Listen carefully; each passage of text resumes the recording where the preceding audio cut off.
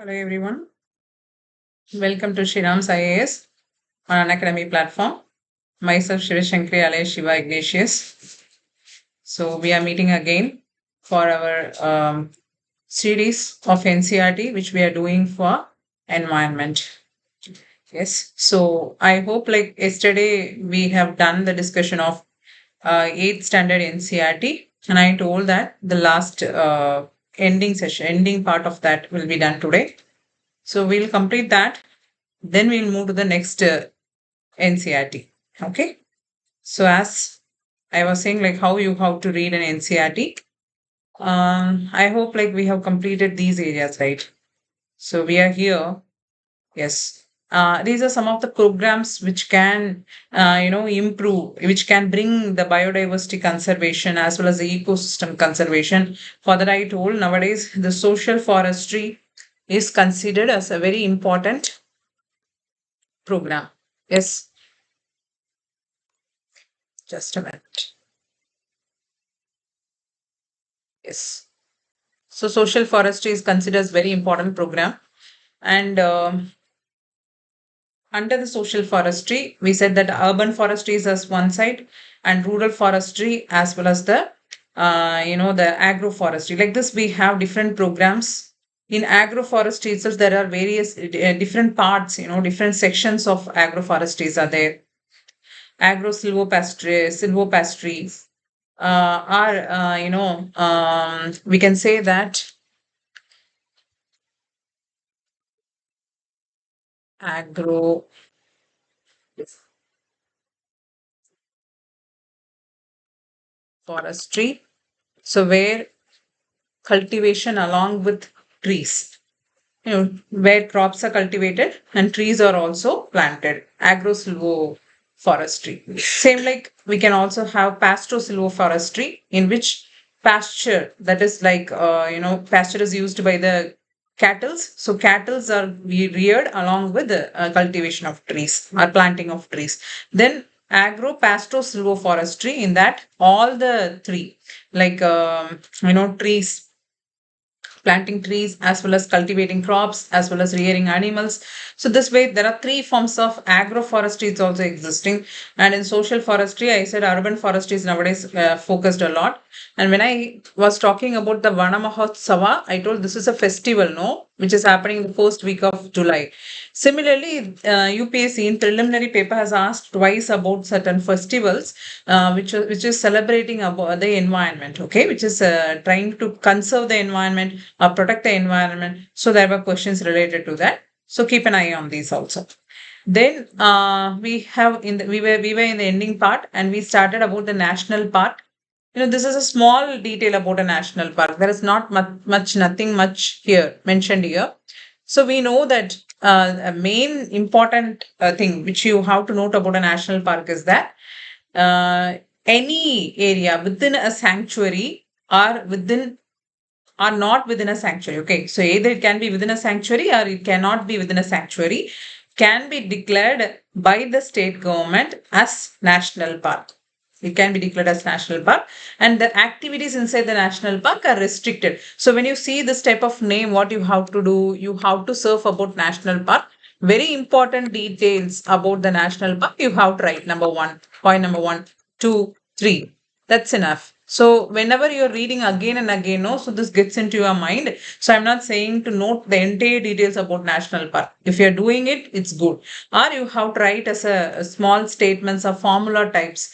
Okay. So you can say that all areas within, so that has to be the keyword within sanctuary plus outside the sanctuary. So it need not be within the sanctuary also. Sanctuary means wildlife sanctuary can be declared by the state government as a national park. So here all the activities are restricted here. Okay, so they have listed out certain list of activities which should not be carried inside a national park except the permission of chief wildlife warden. So he will play a part here.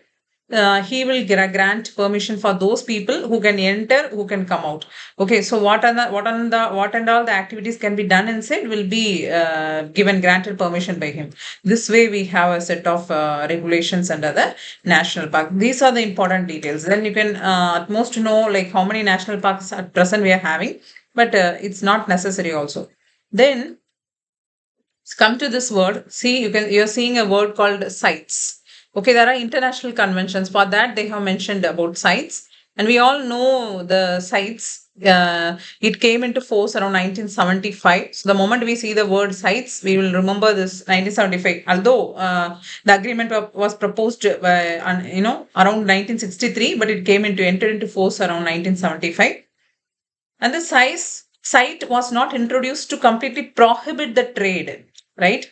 So this is convention to prohibit. It's not the convention. Sorry, it is not the convention to prohibit the trade on endangered species, but to regulate. Convention to regulate the trade. That means the trade in the international species of flora and fauna should not, affect their livelihood. So it should not completely wipe out that species. It should not bring them to the brink of extinction. It should not threaten the species. That means it's saying simply the convention to regulate. So that much you have to know about sites here at this point of time. So over the period when you are developing, going to new NCRTs, the higher classes, again you'll be facing these kinds of conventions and the protection measures. New measures will be there, new agreements will be there, protocols will come, so you have to make a note. So about sites, you can make some 3-4 statements here. Along with that, very important point is that although sites is enforceable on the parties, but it will not replace the national laws. Okay, so in that way, it will aid the national law, or it will aid the national, policies and programs, but it will not take the place of the national laws or acts. Okay, so that way you have to know about sites. And then which you can see this word, please correct it. It's there in the NCRT. It doesn't mean that everything which is given here is true. Okay, it's not prohibited. It is not completely prohibited. They're trying to regulate it by there are certain rules and regulations. When you go into the sites, you will be reading it, listing out the animals again in appendix 1, 2, 3. They will say that what are the animals where the trade is completely prohibited. So that way there are certain categorization, I can say. So it's not completely prohibited. Come to cheetahs. See this there in the diagram. Below the diagram, there's a word called cheetahs. Then you should know what is this cheetal about. Some whatever animals they are giving. Just try to know few information about them, not very detailed. As you can see, the cheetals are a kind of animal which is active during daytime. Okay, so they also prefer. They live in grasslands. So this much information you need to know about cheetal. This otherwise called as CHITAL. Not only cheetal, but you can also call them as cheetal. Okay, so this way, this much is enough. Then it's a deed, so you have to know about it. That's it, right? Then we can go about the next word, biosphere resource, which is there in this page. As you can see, this you will be again seeing, again and again you will be seeing. Almost only 18 biosphere resources are there, and there is a called as MAP program. Okay, so it's a network of biosphere reserves, and this we will learn in detail. So need not read here. See, again they have given sites here only. At the end of the page, they are given about sites. They have said it is a convention for the international trade in endangered species of flora and fauna. Okay, so that's where you read it a bit. It ensures the international trade in specimens of does not threaten their survival. This is right, but it is not related to prohibition. Okay, so be careful, right? Okay, so there you have to correct that. Now, I think that's it. Okay, we are having this much in the eighth standard NCRT, so we are completing it. Now we'll move to the 9th standard.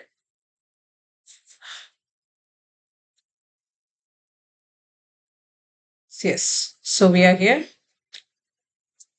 and you can move to the chapter 5th, okay, of 9th standard NCRT.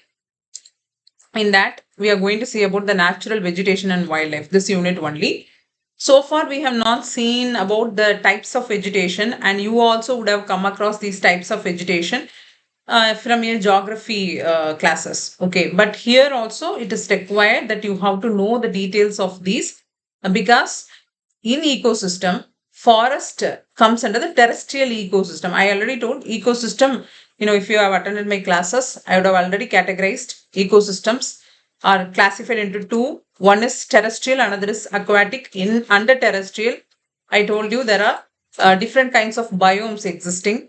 For example, like forest, grasslands, desert, like this we have already studied. Even tundra is also considered as a biome only. But so that's how you have to know about the forest a bit, right? Now we will start the discussion of the ninth standard NCRT. Yes. Yes, Madhusudan, what you want? Take the series continuous. Yes, I will be taking. I'll be taking the series continuously, especially the environment series, which is going to happen for the next 5 days. Already one day has got over. Today is our second day. So I'll be the one who's handling this environment series. Okay, fine. Now we can continue our discussion. So see this where you have to start your reading. Come to this section. Come to this section.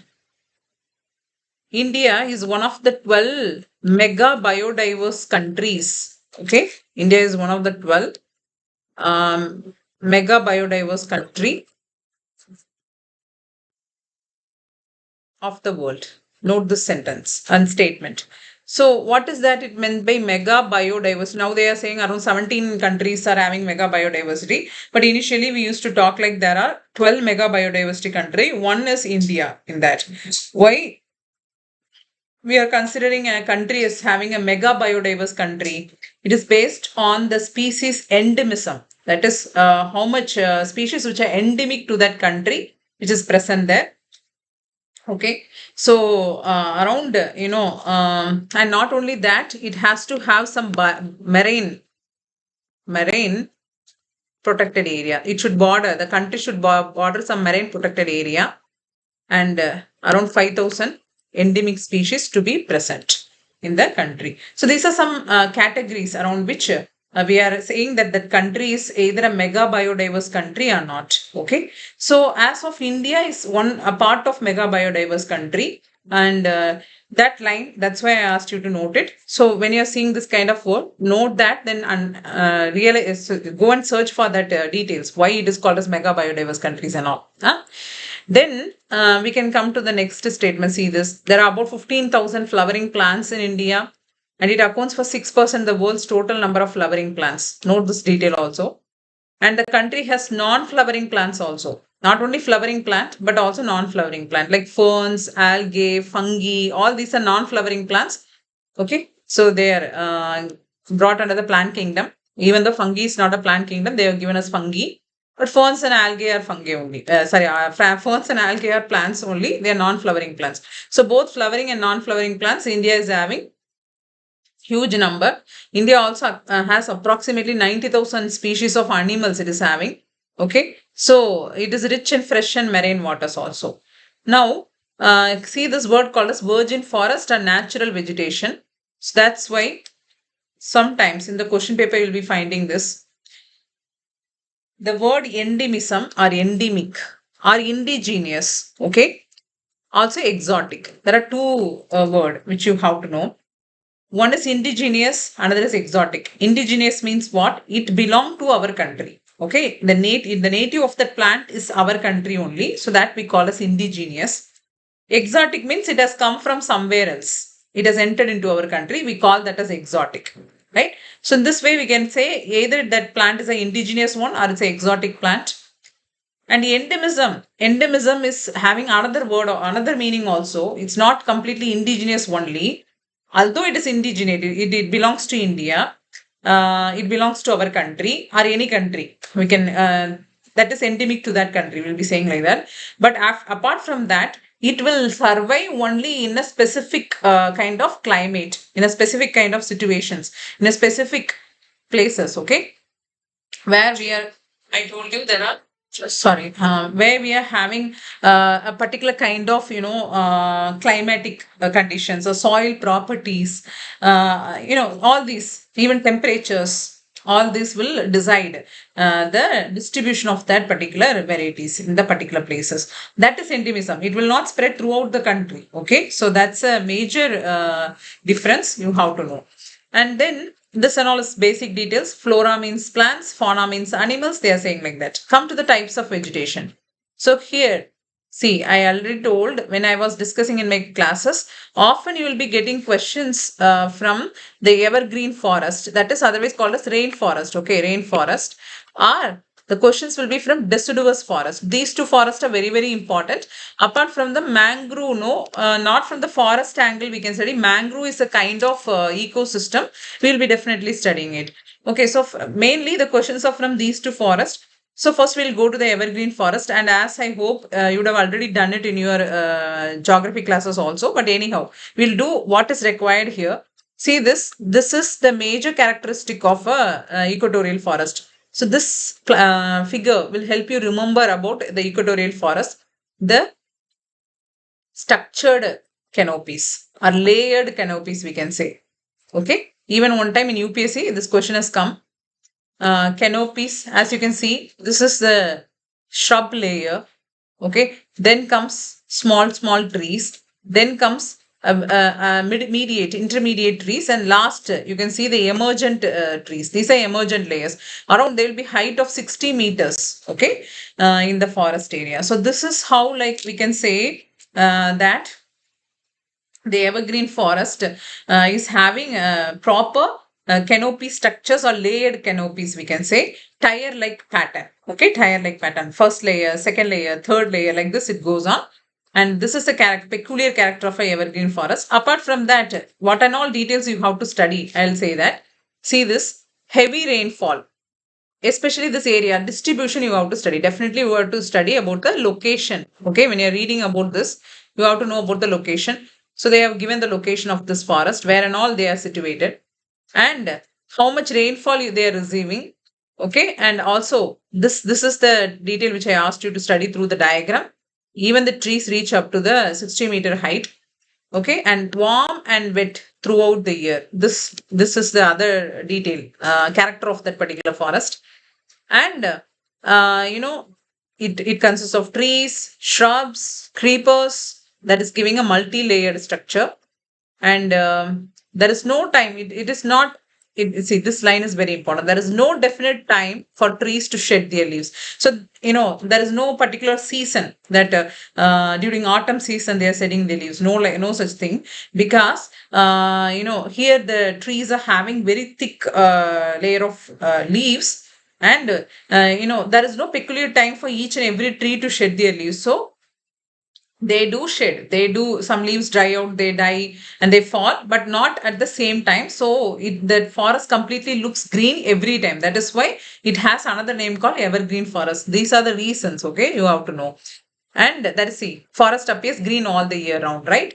Then see, some of the trees they have given, like mahogany, rosewood, rubber, cinchona, and this and all you can note and keep underline. Okay, no need to study from any other books and all. Just you have to read. These are the trees which are present there. Sometimes they will be saying that I am walking in on the Western Ghats. What are the trees? These types of questions are appearing in UPSC. So I'm walking in the Western Ghats. What type of trees I would have come across? So this way the questions will appear. Then the common animals found. This we'll go to the next one. Deciduous forest. Come to the deciduous forest. As you can see, these are the most widespread forest of India. This is also asked in UPSC as a question. The most widespread, directly they have asked like this, the most widespread forests which are found inside our country is, they have given 4 choices, 4 options for you, like evergreen forest or rainforest, then deciduous forest, then mangrove forest. Like this there were options, so you have to see. That's why I told you in NCERTs also they are lifting the questions. Then come to the rainfall pattern. Same, how you read in the previous evergreen forest, same year also you have to read. And they shed their leaves for about 6 to 8 weeks in the dry summer. They will shed the leaves, the deciduous trees, not like the evergreen tree forest. Okay, so next point, as you can see, on the basis of the availability of water. Okay, so come to the next statement. The rainfall will be around 200 to 100 centimeter. There are two types of deciduous forest. One is moist deciduous, another is dry deciduous. So this is moist deciduous forest condition. Moist deciduous means they receive rainfall around 200 to 200 centimeter. And as you can see, they are found along in the eastern part of the country, like northeastern states, foothills of Himalayas, Jharkhand, Odisha, okay, Chhattisgarh. So these are the places which you have to note location. As I said, you note the location. Then the trees. What are the trees which can be found in these forests? That also note it. Then dry deciduous, same way. Rainfall between 100 and 70 centimeter. Okay. And these forests are found in the rainier parts of the peninsular plateau. It doesn't mean it is found in the rainiest part, like in the evergreen forest and all. It is found in the peninsular plateau where you are getting around 100 to 70 centimeter rainfall. There you will find these types of forest. And also teak. See, sal and peepal and neem, peepal and neem tree will grow here. This teak, no, already they have asked us a question. Generally, if you see deciduous forest means teak will be abundant. Either it can be a moist deciduous or either it can be a dry deciduous. Teak is the most dominant species. This way, already question has appeared in your UPSC exam. So, if somebody is saying that how many questions are coming from NCERTs, now and then questions are appearing. It is appearing, it is continuously happening. Okay. So, it is not very long back. Even 3-4 years before only this question has come. If you have already seen your old question paper, you know what I am telling to you. So, they have asked the statement as such. Teak is the most dominant species. Okay, in this kind of forest, the tropical deciduous forest, you'll be seeing that. Right. So they have described something and they have given this as a statement. So that way some question has appeared in your preliminary part. Same way I told, these are the most widespread forest of India. This also appeared in the exam. Right. Then multi-layered structure. This also appeared in your exams. How many questions has come from this part only? See this. Then come to the last part. And okay, this and all we can skip. Then come to the next one, the thorn forest and the scrubs, I can say. So here, if it is less than 70 centimeter rainfall, if you're getting less than 70 centimeter rainfall, then there will be a thorn forest and scrubland, we will say. Okay. Yes, that means the vegetation consists of thorny trees. Okay. So the trees with thorns. See this map will be very much helpful for you students. You can have this map, see that with the color differentiation, they have said where and all, what type of forest is found in our country. Evergreen forest in these areas, that way. Okay, so this will be helpful for you to remember the facts. And this is found in the northwestern part of the country. Especially there only we are having Thar desert and nearby areas and all also semi-arid areas. So we will be having thorn and scrubland only. Thorn forest and scrubland. So the semi-arid areas of Gujarat, Rajasthan, Madhya Pradesh, Chhattisgarh, Uttar Pradesh, Haryana, here and all, you'll be finding this forest. Okay. Then come to the next one. See this, and I also told to note the plant name: acacia, palm, euphorbias, cactus are the plant species. And main important thing is that the trees are scattered here and there, and the trees will have long roots. This line and all is important, penetrating deep into the soil. Why they are having long roots which is penetrating deep into the soil? Because there is no availability of water. There is less than 70 centimeter, even sometimes no rainfall at all in certain areas and all. So it will go very deep to search water. So stems are succulent to conserve the water. Leaves are mostly thick and small to minimize the transpiration rate, evaporation. Okay. So these forests give way to thorn forest and shrubs in arid areas. Right. Then we'll go to the next forest, which is montane forest. It's otherwise called as montane forest. So how will you read this montane forest? See, as this line is important in montane forest, the decrease in temperature with increasing altitude. Note this line. Decrease in temperature with increasing altitude leads to corresponding change in natural vegetation. So, how you are moving from equator to the poles. When you are moving from equator towards the poles, when you are in Amazon rainforest, then you are slowly moving and coming to savanna grasslands. Then you are moving again, going to temperate grasslands. Then you are going to some tundra regions, snow-filled areas. How much variation you will see in the vegetation. Same way, when you are moving from the base of a mountain to the top, you will also see the same variations because the decrease in temperature and with the increasing altitude height also shows you the same, magic. right? I can say it's a magic. So you can see that there is succession of natural vegetation belt. Okay, so as the same order as you'll be seeing from tropical to tundra, this may also appear in your appear as a statement for you. Huh? So already they have asked, but it is in a different way. For biodiversity, they have asked, but they have not asked this statement. So be careful. Then, so here, if you see, again, they have differentiated the height of 1000 to 2000 meter. You are seeing the wet temperate type of forest, and these forest has evergreen broadleaf trees. Okay, so it's more like a evergreen forest, and oaks, chestnuts, these types of trees will present there. And above 1500, 3000, you will have temperate forest. Okay, so temperate forest will prevail, not tropical forest, temperate forest. And they consist of coniferous trees like pine, deodar, silver, spruce, and cedar. How you have to do this category of mountain forest? You can make a small diagram like this. You can draw a mountain, then you can put thick forest, thick trees here. Right, it is a kind of tropical forest will prevail from 1000 to 2000 like that. Okay, then you have to write below these trees you can see. Then you can put on layer structure. Then you can write the, okay, so this way you do it. You can do fast revision at last.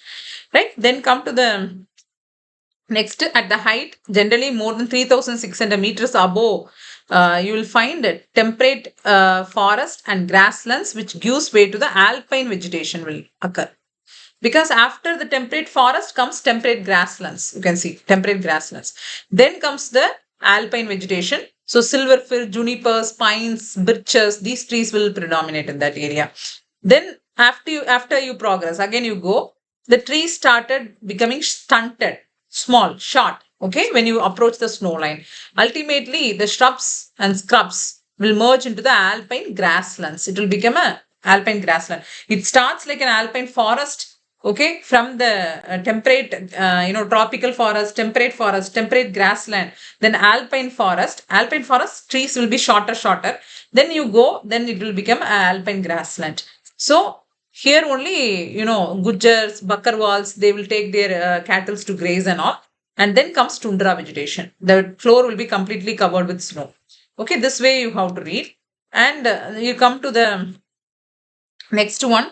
See this so common animals found in these forests are these one: Kashmir stag, spotted deer, wild sheepjack. See this Tibetan antelope. One time this came in the question paper. It's otherwise called as chiru. Chiru. I hope you remember about this. Chiru and oryx. There was a question like that. Oryx, chiru. Okay. So, what is the difference between oryx and chiru? This was a question. There was a statement saying that chiru can live in the cold, semi-arid cold areas or steppe vegetations, but oryx will live in the hot area. Oryx is again, these two are an antelope only. Okay, I know, I hope you all know about the difference between deer and an antelope. Okay, deer will shed their antlers. They have antlers. It's not a horn, it's an antler. But antelope has a horn. Okay, the horn will be very bigger. So, like a goat, they have a horn. Both are antelopes only. So he live in a hot area. He lives in a cold area. Okay, so see here in the mountain forest, we are finding them. So they live in a very cold regions. Then comes mangrove forest. As you can see, the mangrove tidal forest are found in the areas of coast influenced by tides. So mud and silt will automatically be present here. So we'll have dense mangroves with roots of the plant submerged under the water. So mainly you are finding along the deltas like Ganga, Mahanadi, Krishna, Godavari, and even Kaveri, we are finding the mangroves. So mainly in Ganga Brahmaputra delta, we have Sundari trees, okay, which provide timber, everything for the people. So these types of trees which have a different kind of roots, which you will be studying again, stilt and prop roots. Okay, so if you want to surf, you can surf and write a bit about it. Stilt and prop roots, you can write and keep. So the roots hanging from the branches, roots coming from the nodes. That is the difference, stilt and prop roots. So they help in breathing, okay, for taking, absorbing nutrients and breathing from the air. They picks up the moisture because it is all the plants are always submerged in water. So the most magnificent beast of the forest is Royal Bengal tiger, which lives in the Sundarban. The Sundarban name itself has come from the Sundari trees only. Okay. So now let us move down here. Come to this area, wildlife. Yes. So here, what and all you can note. As you can see that these data, you can read a bit. You can just give a read, right? Then come to this area.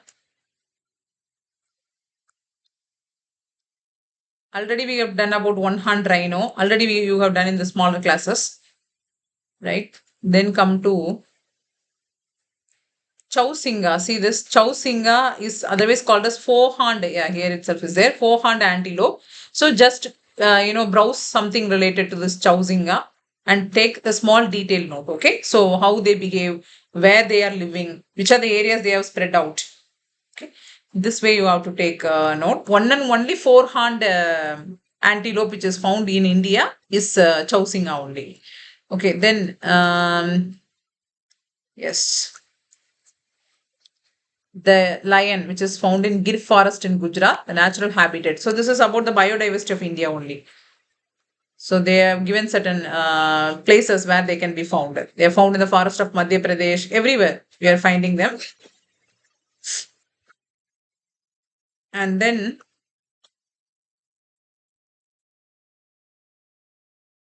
yes, see this yak, Tibetan antelope is again repeating, we have already done. Baral, blue sheep, and wild sheep, Kiang, the Tibetan wild ass. Okay, these are some of the animals. This names, what you have to do, students, when you're seeing these kind of, when this particular topic of biodiversity is coming, what you have to do, you have to make a table.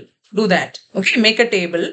In the table, what you have to do, you have to, when you are seeing in the NCRT, some terms you are seeing, no, you write animals.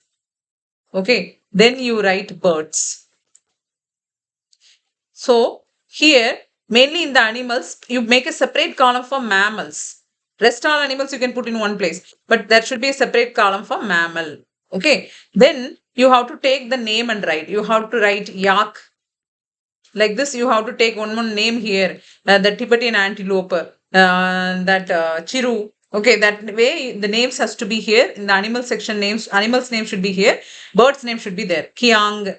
Okay, because most of all, even last before year also there was a question stating that which of the below are mammals and all, right?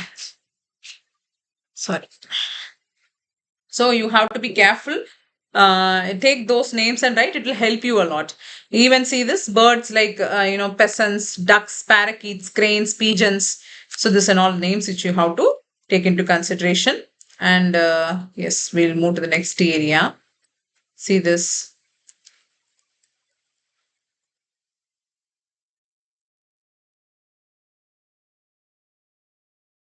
Yes.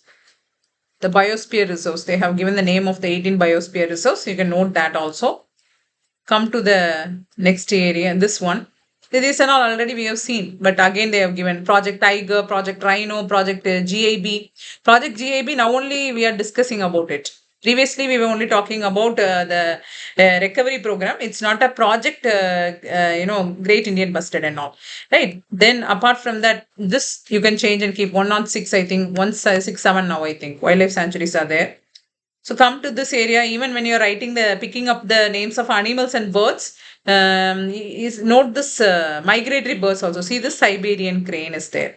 Okay. And flamingos, beautiful flamingos which dances, you can note in the Kutch area where the desert merges with the sea, you will find them. So this way you have to know these are the birds' names. One time they were asking which are the bird which will follow a cattle. Okay, although you doesn't know, you never read about that particular detail. You can just try to uh, search for the right answer, eliminate the wrong answer by eliminating the wrong answer. How will you do that? You have to know about the rest of the bird names, no? So they were giving like a crane. there. Okay, not Siberian crane, but it's also a crane only. So cranes used to eat fishes. They do not feed on insects. You have to be very clear in that. So there were three options. In both the other two options are totally wrong, but they were giving Maina in that. So Maina is the right answer. There was a question like this also one time in UPSC. Okay, so be careful. That's why I'm saying when you're seeing about a bird, Siberian crane and flamingo, just surf them. Flamingo also, I hope they only catch fish and eat. Siberian crane also does the same. So like, right? So with this, we are ending this NCRT. We'll go to the next one. So what and all we have to read in this NCRT? Let us see. Already we have talked about the forest, the wildlife, right? So here also we are going to follow that only. So we'll start with that. Yes. Well, they have defined biodiversity. So you can see this. Biodiversity means what? Note this definition. It's rich in wildlife and cultivated species, diverse in form and function, but closely integrated in a system. Okay. So through multiple network of interdependencies, that is called biodiversity. This way you have to read about biodiversity. Then they have started with flora and fauna of India. You can come to the next part, conservation of forest and wildlife. Come to this part. Conservation of wildlife and forest in India. How it is happening? See this. In 1960s and 70s, conservations demanded a national wildlife protection program to be started. So Indian Wildlife Protection Act was implemented in 1972. So Wildlife Protection Act 1972. So what is that about? Why it came into force? What are the important sections of this act? You have to keep in touch. And All India list of protected species. See this line. An All India list of protected species was also published. India is also publishing a list of protected species. Okay. And after this act only we have started doing that. Mainly to know which are the animals which are in the endangered category or threatened category, we are publishing this list, like how IUCN used to do it. Okay, India is also doing that, right? Then come to this line. So it's like some stories they are describing. That's it. National parks, wildlife sanctuaries through which we are trying to protect the animal, protect the biodiversity. They are giving that. And yes, some programs, projects we have already discussed, no, like the tiger, the one horned rhino. We have already discussed about tiger, which came in 1973. Here they have given a description also about the project tiger. You can have a reading. Then Kashmir Stag Hangul. This was the first project to be taken over. Around 1970, this project has started. So about the Kashmir stag. Then see this line. Three types of crocodiles are there. Fresh, they are given freshwater crocodile, saltwater crocodile, and the gharial. See, gharial is otherwise called as freshwater. So the missing one is mugger. You can just cancel that and write mugger. Then they have given that Asiatic lion project also started. No, Asiatic lion project. And Indian elephant around 1992, I hope this project has been started. Black buck, Achinkara. Okay, black buck Achinkara. It's again an antelope. And Great Indian Bustard, GIB. Godawan. They used to say main reason for the extinction that this bird is being threatened is mainly that they fly very low. And if you see, there will be lightning, electricity cables surrounding that area where this bird is living. So it cannot see properly while it is trying to fly. So when it comes into contact with the cable, no, it cannot change its path. It cannot immediately turn, and because it's very heavy weight bird, so it cannot change. So it go and bang the electricity wire and get shock electrocuted, and then they die. So it's the main reason for the death of these birds, and that's why government is taking a lot of initiative. And now they are thinking that whether they can introduce GIB also as a project, like how we are doing successfully about Project Tiger, Project Lion, and Project Cheetah now. So they were talking about that. You make a small note about GIB here. Okay. So this they have described certain details about Project Tiger, which was launched in 1973. You can say blah blah blah. You can just read it. Okay. So that's it. Then come to the next one. See, when you are coming across a park, Kaziranga National Park is there. Even here they have given about Sundarban National Park, Bandhavgarh National Park, Sariska Wildlife Sanctuary. Just note which place it is. and make a short note when you are making. Say, already I have told for making about a species, I already told you how you have to make. But when you're coming to a national park or a wildlife sanctuary, when you're seeing that in the NCRTs, give some importance for them. Very often, even though they are coming in the newspaper, that and all you keep aside. But if it is in the NCRT, anytime they may come in the question. Okay, if we may wonder, like, this did not come in the newspaper, how come it is coming as a question in the question paper? UPSC. So sometimes they may refer this NCRTs, and from the NCRT they may pick up the park, they may give it for you. So Kaziranga National Park you can take. How will you prepare for it? You have to know which river is flowing inside it. I think Brahmaputra only. So which river is flowing? Which is the unique species which is living in Kaziranga National Park? What other species you can find inside? Okay. So apart from that, you can also note like whether if there is any mountains which is in the park, or any biosphere reserve which is inside the national park, or any tiger reserve inside the national park. So note all the details with respect to the particular national park. Then you have to prepare accordingly. Come to the next part. See this. Yes. The types and distribution of forests. Come to this area. Sorry. Before that, see this one. This statement. In the notification under Wildlife Act of 1980 and 1986, after the amendments which happened, several hundred butterflies, moths, beetles, and one dragonfly have been added to the list of protected species. We know that schedule 1, 2, 3, 4 are there. Okay. So when we are trying to protect the species, we will put them under the, now previously there were 6 schedules, but now they were shortened to 4 schedules. So in this we will be adding some plants or some animal name, and the trade is restricted. Protection is higher, I can say like that. You cannot simply go and hunt these animals and all. And in that case, if you see around 1980 and 1986, they started adding insects also, insects inside the list. And in 1991, first time plants were also added to the list.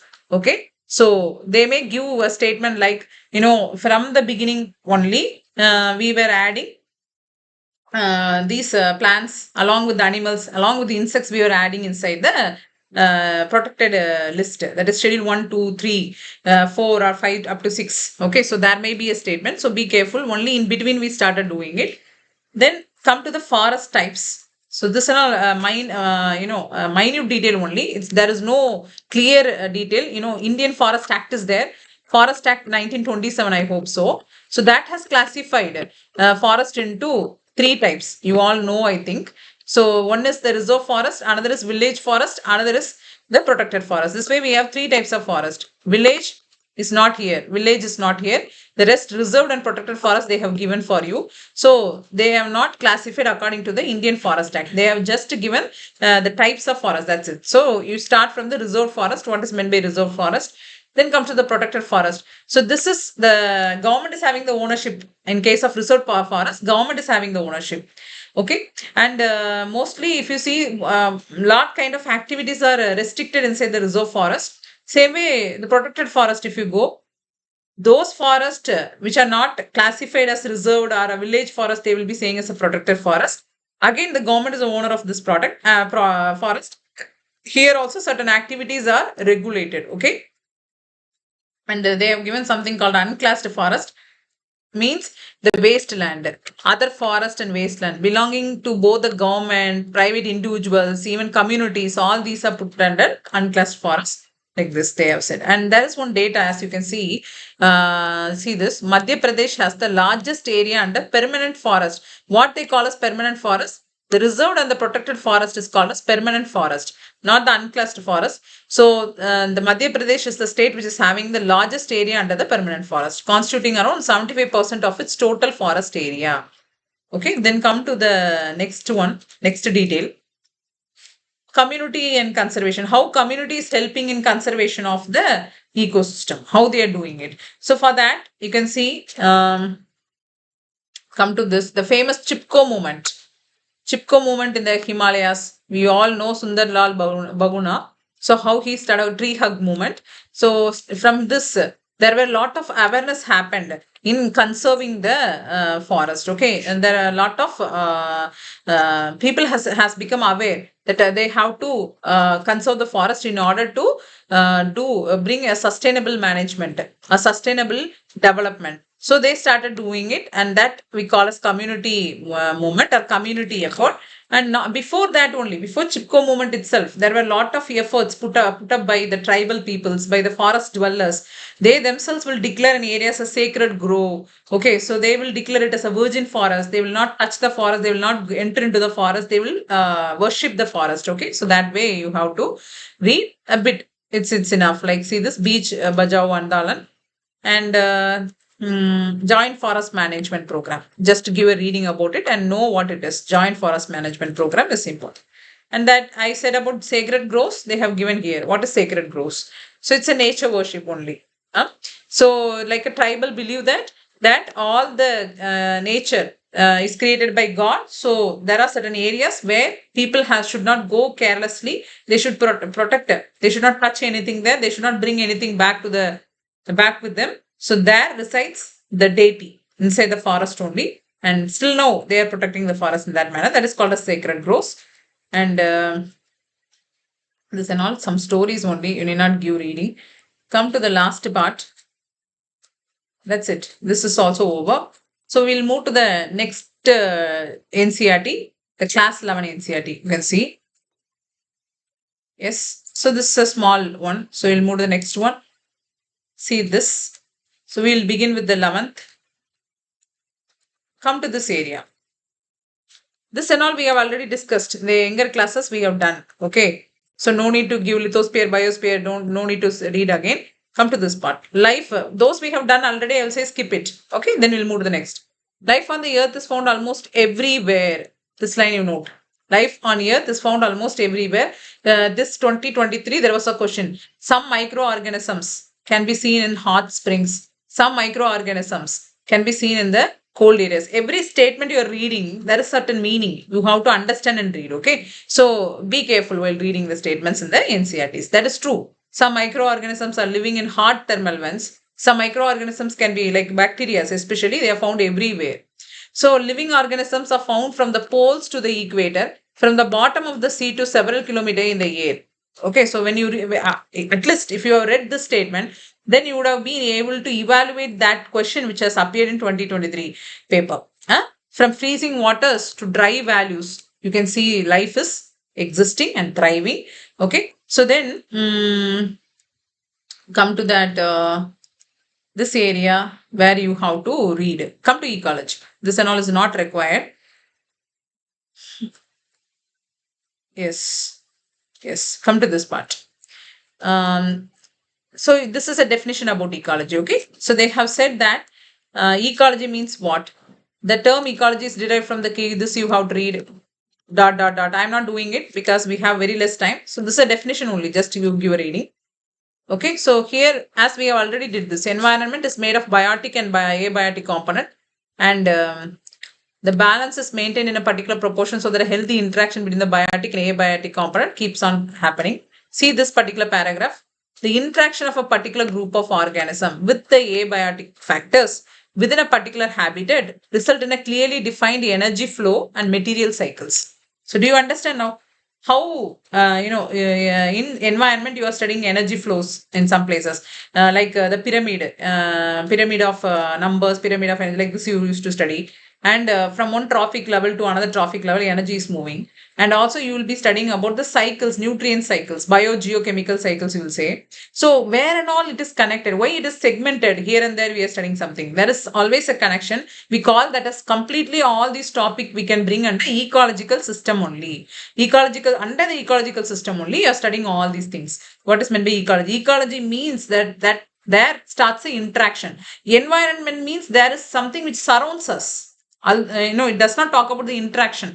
All the things which surrounds us is called environment, but ecology itself, if the word ecology comes, that means the interaction which starts happening between us and the non-living things as well as the other living things. So that there comes the ecology. And when everything, like when one organism starts interacting with other organism, there is flow of energy and there is cycles, nutrient cycles, which is repeatedly happening. And this we call as ecological system. Okay, so then you can go to the last section. This completely you can read. This is about ecology only, right? So see this statement. This is the last line is a better definition of the ecology. You can also note it. Come to the types of ecosystem.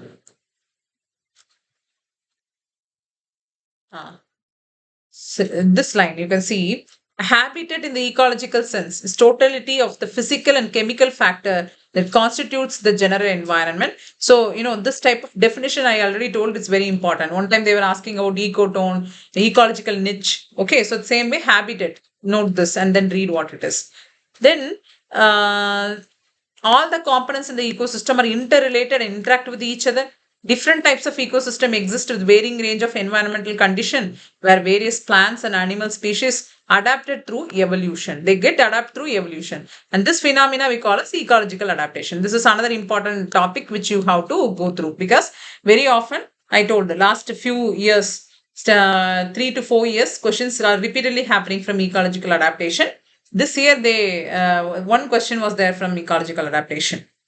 But ecological adaptation, there were 3 questions, and interaction unit, there was 1 question. So these 2 units are repeatedly asked by UPSC. Then come to types of ecosystem. As we already said, ecosystems are of 2 types. One is terrestrial, second is aquatic. This is all basic information you have to know. And the terrestrial ecosystem can be classified into biomes. Again, this is called biomes. So biome means what? It's a plant and animal community that covers a large geographical area. Okay, that is called a biome. So you may wonder what is biome. Everywhere you do see this word. That means the definition is here.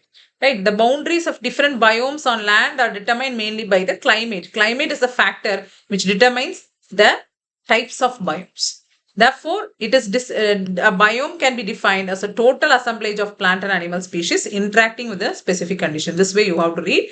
And these are some of the conditions which decides the biome. The rainfall, not only that is a climate. You told no climate. Climate means put one formula like this, right? That biome is decided by a climate. What are those things?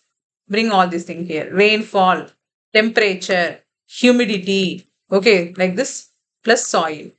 All this will determine the particular type of biome. So accordingly, we are dividing this biome into forest, grassland, desert, and tundra biomes. Mainly we will be studying about these 3, but you can also add tundra. Then aquatic. So terrestrial is like this. Then aquatic, if you go, it is marine and freshwater. That is given here. You have to read like that. And marine means it includes estuaries, mainly ocean estuaries, coral reefs. Freshwater means it includes lakes, rivers, ponds, streams, marsh, bogs. So this paragraph is important. Read everything. It's a basic information. So this is about structure and function of ecosystem. Okay. Already we have seen that the factors which is deciding the biome and all we have seen. No, so it is given again.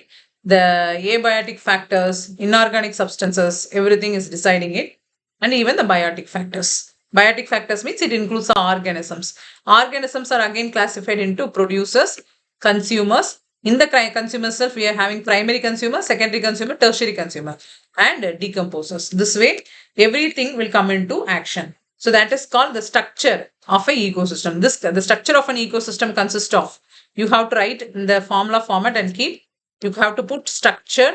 Okay, this way you make notes of ecosystem. And then you write, it includes abiotic factors. What will be abiotic factors? Already we discussed in the previous paragraph also. Then write inside the paragraph. Sorry, inside the bracket. Plus, it includes inorganic substances. What will be the inorganic substances? It includes carbon dioxide. All these are inorganic substances. Nitrogen, blah, dot, dot, dot, dot.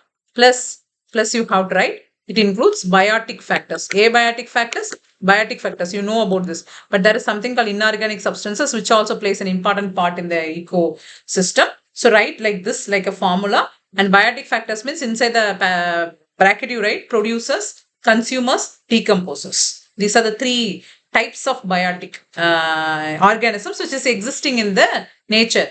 Man can be a consumer. Man is completely consumer only. He is either a primary consumer or a secondary consumer. He is eating the vegetable directly or an animal. Okay, so this way the differentiation goes on. You have to make a formula like that. Then they are giving a definition for that, each and everything. Producers means what? They are producing the food. Primary consumers means what? It includes herbivores. Okay. So you can also add one more thing here. It can be omnivore also, not only herbivore, they can also be omnivore. Okay. Primary consumers can also include omnivores. Then you go and search what is meant by omnivores. Okay. Like herbivore means which can feed on plants only. Omnivores means eating plants as well as animals, flesh of the organisms. Like this, it goes on. So the description is here. You can just give a reading. Then decomposers. They are saying about what is meant by decomposers, which feed on dead organisms. And it includes scavengers. It includes the detritivores. Okay. So there are differences like that. But the true decomposers are called, it includes microorganisms like bacteria, fungi. All these are true decomposers. Okay. So this is the diagram. With the diagram, you can better understand it in the better manner. So producers means green plants, then comes consumers. Either they can be a primary, then come secondary, then come tertiary, and decomposers will remain in all the level of the ecosystem. This way, you have to read the NCERT. I hope our time is over. We'll take over from here tomorrow. Then we'll complete the 11th and 12th. And we'll move to the biology also. Biology part, in biology NCERT also, we are having certain parts for environment. We'll do that also. Okay. So this way you have to read it and make extra notes also, students. Be careful while reading each and every statement. There is a meaning, and that has been asked in UPSC also. They're taking it as one of the statement in the questions.